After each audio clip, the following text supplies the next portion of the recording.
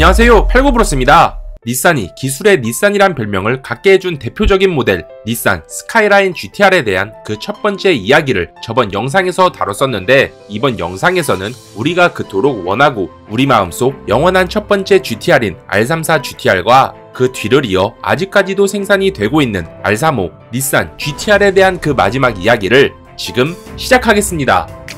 역대 최악이라 불렸던 4세대 스카이라인 GTR, 약 16년 만에 닛산이 스카이라인 R32 GTR을 개발할 당시 그저 그룹 A레이스의 승인 요건인 5,000대만 생산을 하려 했지만, 그 당시 슈퍼카에 필적하는 성능과 멋진 외관, 그리고 무한에 가까운 튜닝 잠재력 때문에 3세대 R32 GTR은 일본에서만 판매되는 국내 모델이었음에도 불구하고 약 44,000대가 팔리며 후속 모델에 대한 기대까지 이어나갈 수 있었죠. 그렇게 처음부터 레이스를 염두에 두고 만들어졌었던 R32 GTR과 달리 R33 GTR은 홈올로게이션 목적으로 제작이 되지 않았고 그저 1993년에 먼저 출시가 되었던 스카이라인 9세대 R33의 새 플랫폼을 사용해 제작이 되었는데, 그 덕분에 개발 비용은 낮출 수 있었지만 전 세대인 R32보다 차체 사이즈가 더 커진 세단형 플랫폼을 그대로 사용했기에 코너링 성능 등 차량의 전반적인 움직임이 크게 저하되었다고 합니다. 물론 엔진 역시도 과거 R32 GTR과 동일한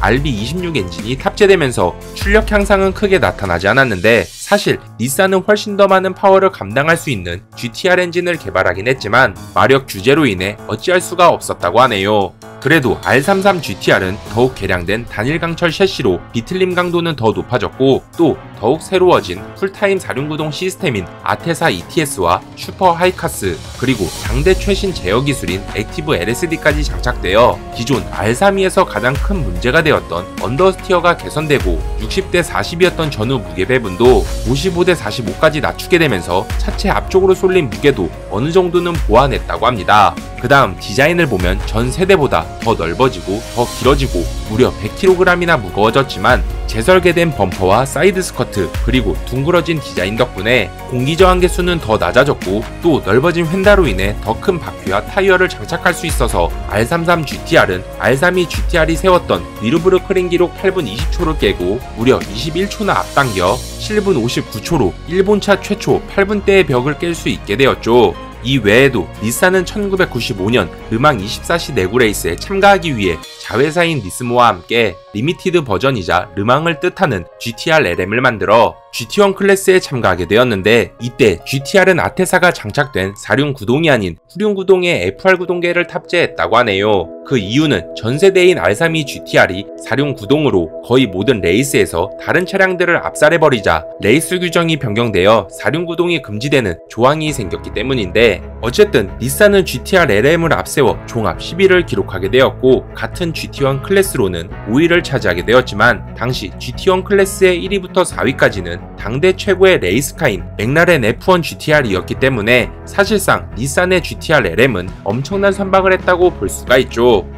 파란색이 가장 잘 어울리는 자동차 5세대 스카이라인 GTR. 1999년 등장한 5세대 스카이라인 R34 GTR은 당시 각종 게임과 영화 분노의 질주에서 등장하며 전세계 모든 남자들의 로망이 되어 닛산 차량 중 한 시대를 풍미한 가장 유명한 차량이 되었는데, 사실 이 차량은 닛산에서 말하길 전세대와 비교해 거의 모든 것들이 업그레이드 되었다고 하지만, 정작 그 전전 세대인 R32 GTR부터 꾸준히 들어가던 아테사 ETS와 하이카스, 그리고 2.6L의 직렬 6기통 엔진인 RB26이 장착되면서 딱히 새로울 것은 없었죠. 심지어 10년이면 강산도 변한다는 말이 있을 정도로 자동차 기술도 많은 발전이 있었을 텐데, 어째서인지 R34 GTR은 R32 GTR이 출시되고 약 10년 만에 나온 차량임에도 불구하고 그저 겉모습만 바뀌면서 사골처럼 우려내는 모델로 보였다는 것입니다. 그런데 사실 닛산도 기술의 닛산이란 별명이 있는 만큼 여러가지 하고 싶었던 것이 많았을 텐데,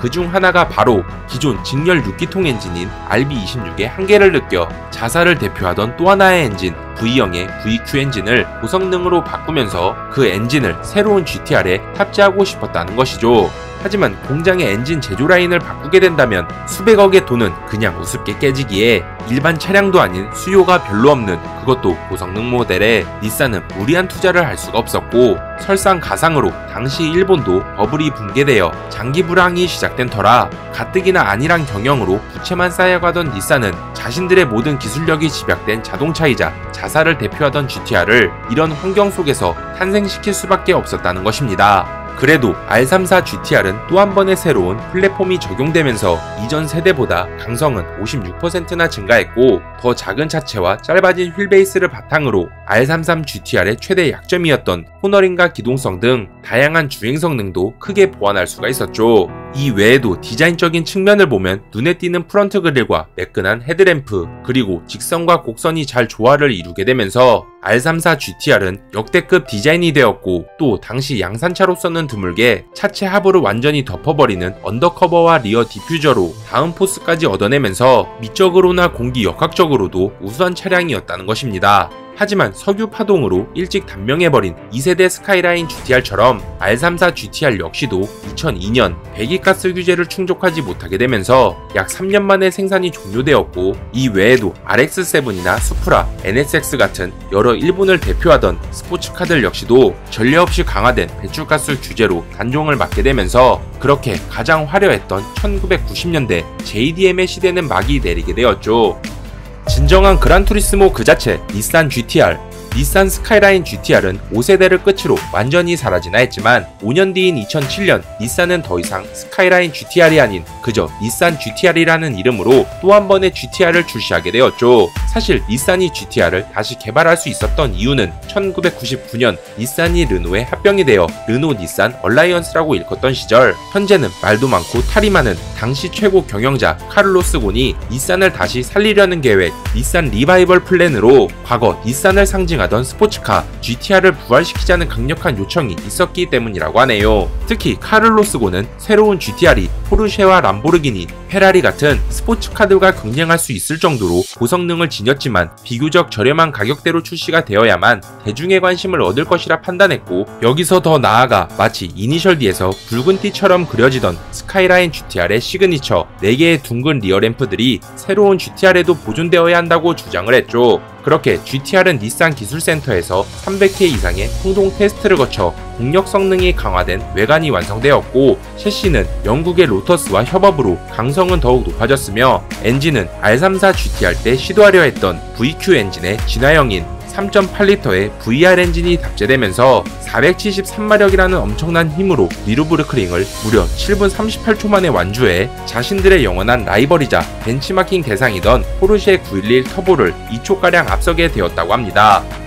일본의 자존심을 유지하는데 가장 큰 역할을 하던 자동차 산업, 그 자동차 산업에서 회사 이름 자체가 일본산 자동차였던 닛산. 한때는 기술의 닛산이라 불리면서 그 자부심은 토요타 못지않게 대단했는데 요즘 닛산의 행보를 보면 좀 아쉽기도 합니다. 그래도 최근에는 스카이라인 GTR의 전기차 버전을 티저 영상으로 공개도 했고 혼다와 합병한다는 이야기도 있는 만큼 전동화 시대에도 다시 한 번 더 닛산이 낭만 넘치는 자동차를 만들기 바라며 이번 영상은 여기서 마치도록 하겠습니다. 오늘의 정보는 어떠셨나요? 재밌게 보셨다면 좋아요와 구독 부탁드리겠습니다. 끝.